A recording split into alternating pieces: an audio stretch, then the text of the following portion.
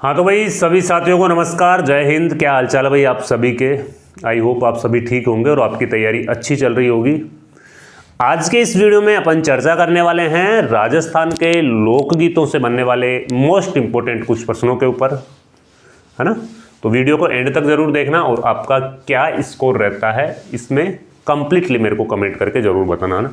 लोकगीतों से बनने वाले जितने भी इंपॉर्टेंट प्रश्न हैं वो अपन इस वीडियो में कवर करने वाले हैं।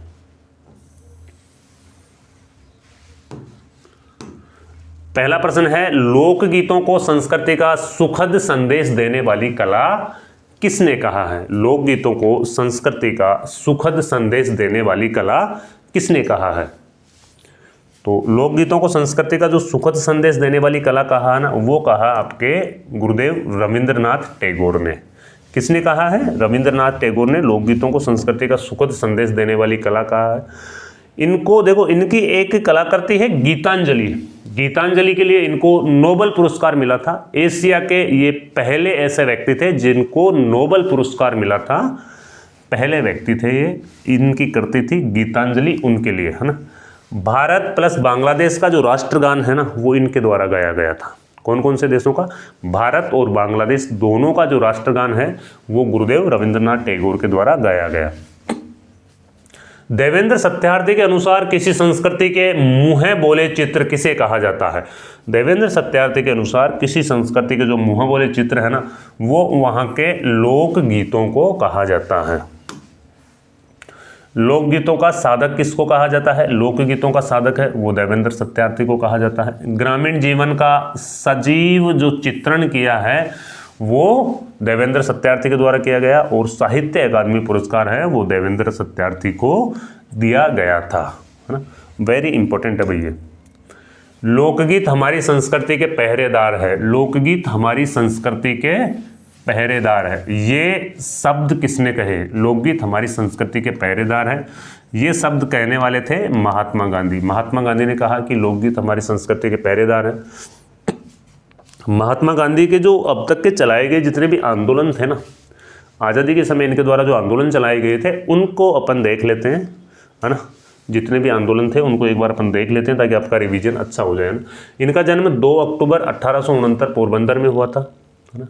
और ये एक छोटी सी ट्रिक है, इसके माध्यम से आप इनके जितने भी जो आंदोलन थे वो इनके द्वारा चलाए गए आंदोलन थे उनको याद कर सकते हो भाई। चंपा आज खेले, असली खिलाड़ी सदा व्यक्ति भारत हराया। क्या है? चंपा आज खेले, असली खिलाड़ी है वो सदा भारत आज हराया। फिर से रिपीट करो, चंपा आज खेले, असली खिलाड़ी सदा व्यक्ति भारत हराया। कोई चंपा है जिसको खेलने के लिए कोई बोल रहा है कि चंपा आज खेले, असली खिलाड़ी सदा व्यक्ति भारत हराया। असली खिलाड़ी होते हैं वो सदा व्यक्ति भारत हराया। चंपा से है चंपारण आंदोलन जो इनका 1917 में किया गया था। चंपारण सत्याग्रह किया गया था। आज से है अहमदाबाद। अहमदाबाद सत्याग्रह 1918 में किया गया। खेड़ा सत्याग्रह, खेले से है खेड़ा, खेड़ा सत्याग्रह है वो 1918 में किया गया। असली, असली से मतलब असहयोग 1920। खिलाड़ी खिलापत है वो 1920। सचे सविनय अवज्ञा 1930। देश से डांडी 1930। व्यक्ति से व्यक्तिगत सत्याग्रह 1940 और भारत से भारत छोड़ो 1942 इनके द्वारा चलाए गए प्रमुख आंदोलन है। ये महात्मा गांधी के द्वारा चलाए गए प्रमुख आंदोलन है। हराया से है हरिजन आंदोलन। हरिजन आंदोलन है वो महात्मा गांधी के द्वारा चलाया गया। आप चाहे तो इसका स्क्रीनशॉट भी ले सकते हो। सहरिया जनजाति के द्वारा वर्षा ऋतु में कौन सा गीत गाया जाता है? सहरिया जनजाति के द्वारा जो वर्षा ऋतु के समय कौन सा गीत है वो गाया जाता है? इनके द्वारा आल्हा गीत है वो वर्षा ऋतु में गाया जाता है। कब गाया जाता है? वर्षा ऋतु के समय आल्हा गीत इनके द्वारा गाया जाता है। पानी भरने जाते समय स्त्रियां कौन सा गीत गाती है? जब स्त्रियां पानी भरने जाती है तो उस समय कौन सा गीत इनके द्वारा गाया जाता है? आगो मोरिया, ढोला मारू, इंडोनी या अजमो। तो पानी भरने जाती है स्त्रियां, उस समय इनके द्वारा इंडूणी गीत गाया जाता है। कौन सा गाया जाता है? इंडूणी गीत है वो गाया जाता है। डोलामारू गीत का संबंध है, डोलामारू गीत का संबंध किससे है? डोलामारू वीर रस के गीत है क्या? ना भाई, वीर रस के तो नहीं है सर। बच्चों के जन्म के अवसर पर, मांगलिक अवसर पर भी नहीं गाए जाते हैं। प्रेम कथा पर आधारित गीत है। डोलामारू जो गीत है वो प्रेम कथा पर आधारित गीत है। डोलामारूरा दूहा के रचयिता कौन है? डोलामारूरा दूहा के रचयिता है कवि कल्लोल। कवि कल्लोल ने डोलामारूरा दूहा की रचना की थी। और डोलामारू नृत्य है वो राजस्थान के झालावाड़ में भी किया जाता है। भाई डोलामारू एक नृत्य है तो राजस्थान के झालावाड़ में भी किया जाता है। डोलामारू गीत भी है और साथ में ही डोलामारू होटल है वो बीकानेर में संचालित है।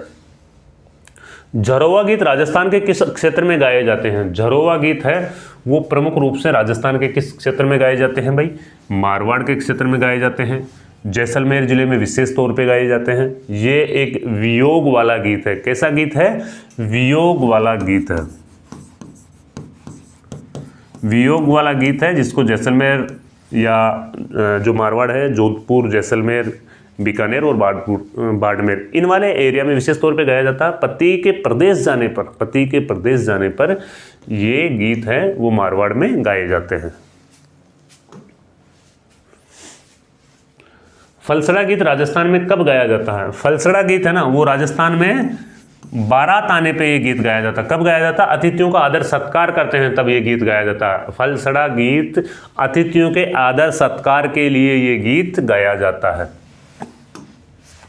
राजस्थान में होली के अवसर पर प्रमुख रूप से कौन से गीत गाए जाते हैं? होली के अवसर पर प्रमुख रूप से कौन से गीत राजस्थान में गाए जाते हैं? कौन से गाए जाते हैं भाई? फाग गीत है वो होली के अवसर पर विशेष तौर पर गाए जाते हैं। कौन से गीत? फाग गीत विशेष तौर पर गाए जाते हैं। मारवाड़ क्षेत्र में वृद्ध व्यक्ति की मृत्यु होने के अवसर पर कौन सा गीत गाया जाता है? अगर किसी वृद्ध व्यक्ति की मृत्यु हो जाती है तो कौन सा गीत गाया जाता है? मरसिया गीत गाया जाता है। कौन सा गाया जाता है? मरसिया गीत गाया जाता है मारवाड़ के क्षेत्र में।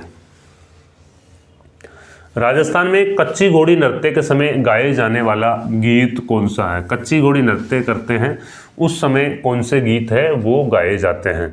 तो कच्ची घोड़ी नृत्य करते समय लांगुरिया गाते हैं क्या? नहीं, लांगुरिया तो सिर्फ पूर्वी राजस्थान का गीत है ना। और मूमल है, मूमल भी एक विरोह वाला गीत है जो जैसलमेर में गाया जाता है।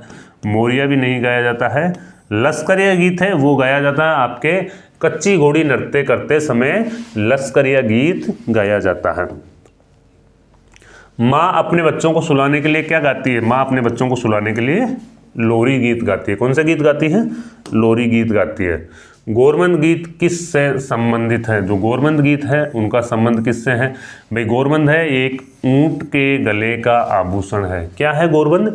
गोरबंद ऊंट के गले का आभूषण है ना। और स्त्रियां जो गीत गाती है वो गोरबंद गीत है वो ऊंट के ऊपर है। अगर किसी पशु का नाम आ जाए तो वो है भाई आपका ऊंट, ऊंट के ऊपर ये गीत गाया जाता है। राजस्थान में सबसे ज़्यादा गीत किस अवसर पर गाए जाते हैं? सबसे ज़्यादा गीत कब गाए जाते हैं? कब गाए जाते हैं?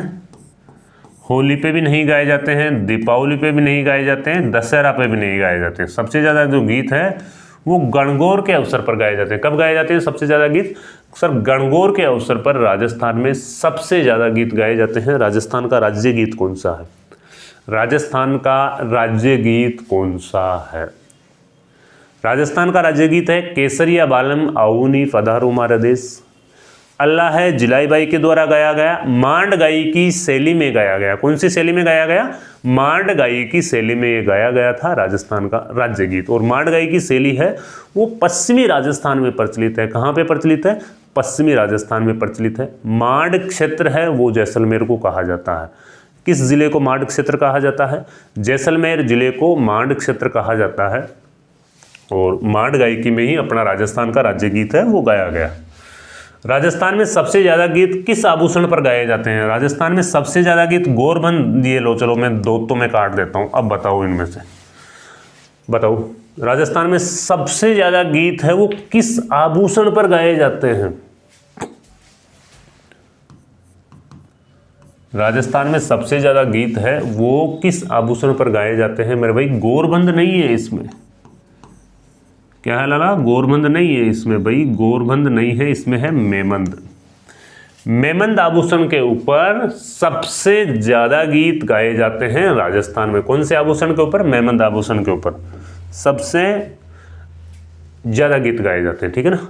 लोक देवताओं में सबसे लंबा भजन किस लोक देवता का है? लोक देवताओं में जो सबसे लंबा भजन है ना, वो किस लोक देवता का है? देवनारायण जी, पाबू जी, रामदेव जी या गोगा जी?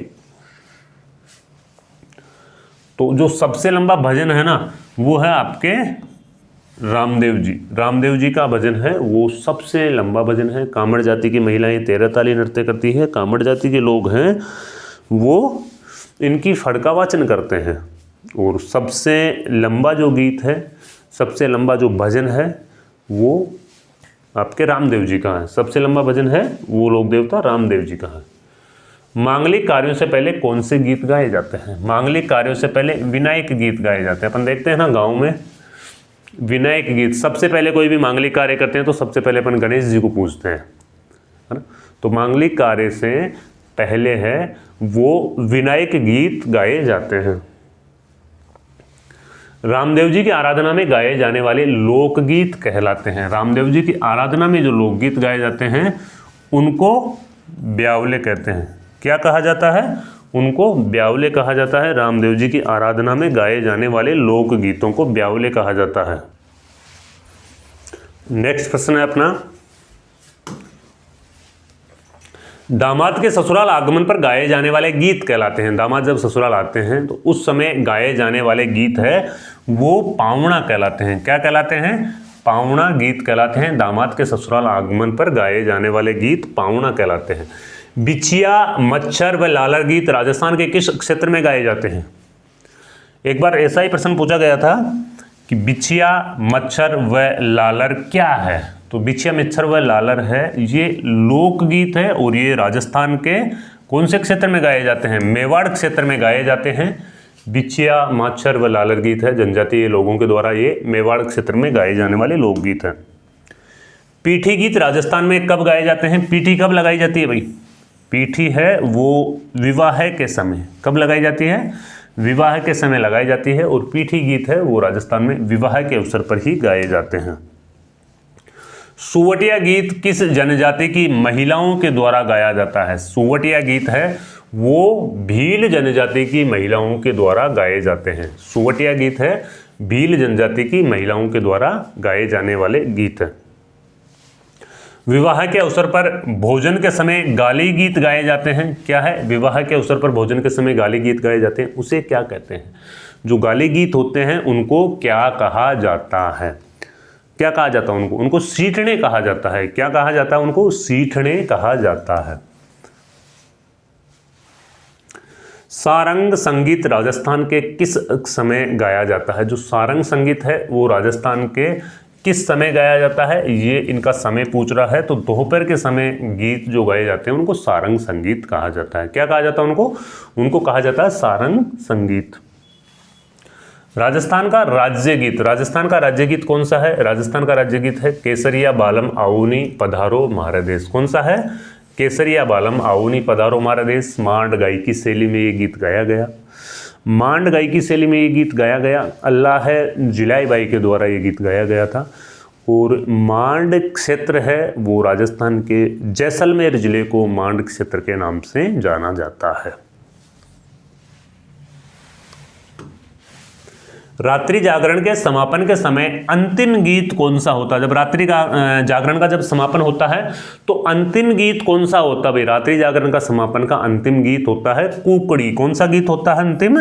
अंतिम गीत होता है आपके कुकड़ी गीत अंतिम होता है। रात्रि जागरण का समापन जब करते हैं तो कुकड़ी गीत होता है वो अंतिम गीत होता है। हमसीड़ो लोकगीत राजस्थान के किस जनजाति के स्त्री व पुरुष दोनों मिलकर के करते हैं? हमसीड़ो है ना वो किस जनजाति के स्त्री व पुरुष दोनों मिलकर के करते हैं? तो भील जनजाति के स्त्री व पुरुष दोनों मिलकर के हमसीड़ो गीत है वो गाते हैं। शेखावाटी क्षेत्र में मृत्यु के अवसर पर कौन सा गीत गाया जाता है? तो शेखावाटी में तो गाया जाता है हरजस। कौन सा गीत गाया जाता है? शेखावाटी में हरजस गीत गाया जाता है। और मारवाड़ के समय जो मृत्यु हो जाती है किसी वृद्ध व्यक्ति की, तो कौन से गीत गाए जाते हैं? मारवाड़ के समय मरसिया गीत गाए जाते हैं, शेखावाटी में हरजस गाया जाता है, और मारवाड़ में कौन से गीत गाए जाते हैं? मरसिया गीत गाए जाते हैं। आदिवासी लोग दीपावली के अवसर पर समूह में घर घर जाकर के एक गाथा के रूप में गीत गाते हैं। क्या है? एक गाथा के रूप में गीत गाते हैं आदिवासी लोग घर घर जाकर के। तो उन्हें क्या कहा जाता है? उन्हें हीड़ कहा जाता है। क्या कहा जाता है उनको? उनको हीड़ कहा जाता है। जो घर घर जाकर के गीत गाते हैं, एक समूह बना करके ये गीत गाते हैं, उनको हीड़ कहा जाता है। अजित सिंह की धाई माँ गोराधाई का वर्णन किस लोकगीत में आता है? अजित सिंह की जो धाई माँ है गोराधाई का जो वर्णन है वो धूसो लोकगीत होता है, जो मारवाड़ अपने जोधपुर में गाया जाता है। अजित सिंह कहाँ के राजा थे? जोधपुर के थे। और धूसो गीत में इनकी धाई माँ है ना गोराधाई, उनका वर्णन मिलता है धूसो गीत में। मेव महिलाओं के द्वारा कौन सा गीत गाया जाता है? मेव जाति के लोग हैं, वो आपके ध्यान है अलवर क्षेत्र में निवास करते हैं, और मेव महिलाओं के द्वारा रतवई गीत गाया जाता है। कौन सा गीत गाया जाता है? रतवई गीत इनके द्वारा गाया जाता है। भरतपुर धौलपुर क्षेत्र में कौन से गीत गाए जाते हैं? भरतपुर व धौलपुर क्षेत्र में प्रमुख रूप से कौन से गीत गाए जाते हैं? भरतपुर व धौलपुर क्षेत्र में रसिया गीत, पूर्वी राजस्थान में आपको ध्यान है रसिया गीत ही गाए जाते हैं। तो भरतपुर व धौलपुर क्षेत्र में रसिया गीत गाए जाते हैं। मुस्लिम पीरों की प्रशंसा में कौन से गीत गाए जाते हैं? जकड़िया गीत तो मुस्लिम पीरों की प्रशंसा में गाए जाते हैं, है ना। जकड़िया गीत है वो मुस्लिम पीरों की प्रशंसा में गाए जाने वाले गीत हैं। और ये देखो, नववधु द्वारा भाई व पिता की प्रतीक्षा में कौन सा गीत गाया जाता है? नववधु की शादी होती है, ससुराल जाती है, और ससुराल से वापस आने के लिए अपने भाई व पिता का इंतजार करती है। तो उस समय कौन सा गीत गाया जाता है? उस समय गाया जाता है यानी कि जो इनका ऑप्शन रहेगा चाक, चिरमी, चिरजा व जीखड़ी। तो उस समय आपके चिरमी गीत गाए जाते हैं। कौन से गीत गाए जाते हैं? चिरमी गीत गाए जाते हैं। ये जो जिखड़ी है, ये जिखड़ी क्या है भाई? ये भी कोई लोकगीत है क्या सर? जिखड़ी नहीं, ये जाखड़ा एक लोकगीत है जो प्राचीन समय में युद्ध के समय उसको गाया जाता था। वीर रस से भरा हुआ लोकगीत है भाई। जाखड़ा जो लोकगीत है वो वीर रस से भरा हुआ लोकगीत है। लड़की की विदाई के समय सहेलियां हैं, वो क्या है? लड़की की विदाई के समय सहेलियां हैं, वो जिखड़ी गीत गाती है ना।